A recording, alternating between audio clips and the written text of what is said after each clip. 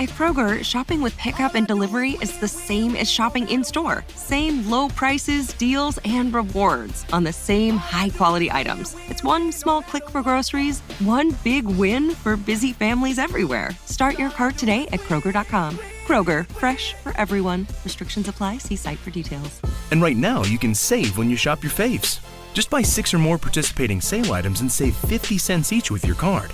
Kroger, fresh for everyone.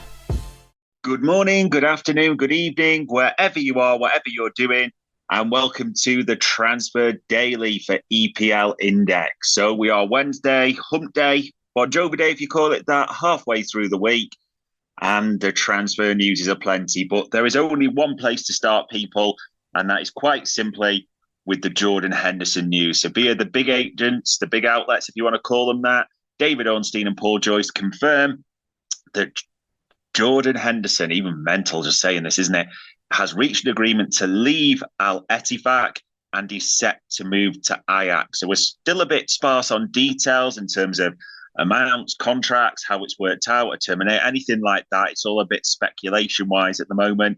But he's either left or heading back to the UK, and we're awaiting further developments. But that's massive news in the world of football and in the world of transfers, isn't it? We've already heard about Karim Benzema, Roberto Firmino looking to move on, etc. So it is big news all round.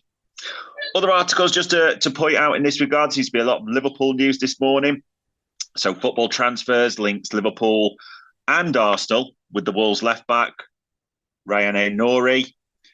Team talk as well links Liverpool's, departing midfielder Thiago, because he's not played much, had a lot of injuries, hasn't he? And he's only got 6 months or just under on his contract. Has linked him with, funnily enough, in a full circle of effect, Al Ettifaq and Flamengo. Other news as well, Newcastle feature. So the Guardian reports that they're having a look at options. Do we know they've got their financial difficulties when they announced their losses via their accounts the other week? And there's talk with Joe Linton set to be out for the season. A few, shall we say, but Newcastle specifically are looking at all options. So no real specifics needed to go into there. We'll have to see. Chelsea, via a few outlets, have confirmed that we talked before about them looking at temporary options.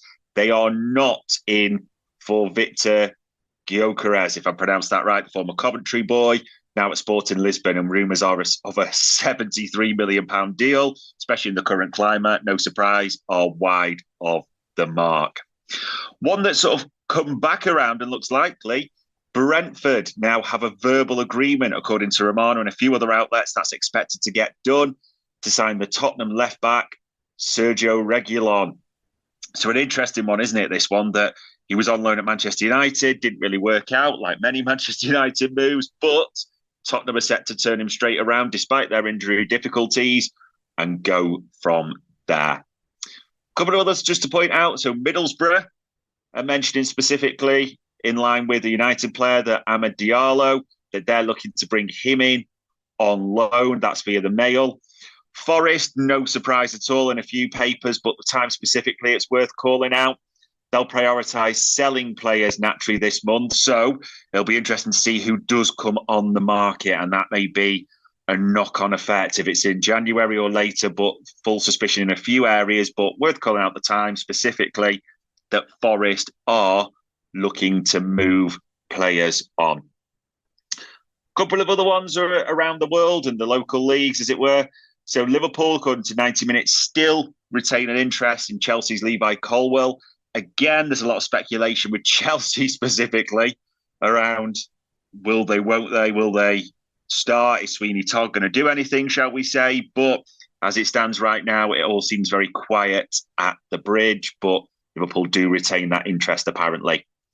AS, keeping the old Mbappe story going. This will rumble on until the summer, won't it? But that PSG have now offered your French forward, your favourite French forward, a contract worth €100 million a season. So the Saudi money, but in Europe for a Premier League target, as it were, because many have Mbappe still linked to Liverpool, don't they? Other forwards, Florian Plettenberg, Sky Germany, has confirmed that Manchester United retain an interest in Bologna's 22-year-old Dutch forward, Joshua Zirkzee. Did okay, didn't he, at the Euro Under-21 Championships for Holland, who had not the best of tournaments, let's put it that way, but one to keep an eye on for the summer and their moves. Interesting one here, going back to Chelsea. I probably shouldn't have skipped this, but The Guardian have got that Wolves are interested in Chelsea striker Armando Broja, the 22-year-old. He was obviously on loan at Southampton, wasn't he? Came back, and now seems the only actual proper centre-forward they've got. And they're looking to potentially, according to The Guardian, ship him out if Wolves will take him or want to make a move for him, which is interesting, isn't it? Because Chelsea have been linked with, as you say, the Sporting Lisbon forward. That's been denied. But also short-term moves for Benzema and Firmino. So there's definitely movement in the forward area at Chelsea. Other ones as well, a few other bits that Arsenal are looking to, no surprise really, ship out Cedric Suarez, the right-back former Southampton player who has really no future there, isn't playing at all. So he has been linked with Besiktas for a move there. So again, Arsenal looking to clear the decks. It's going to be interesting, people, because there's quite a few sort of stories, rumours around who will be looking to do what.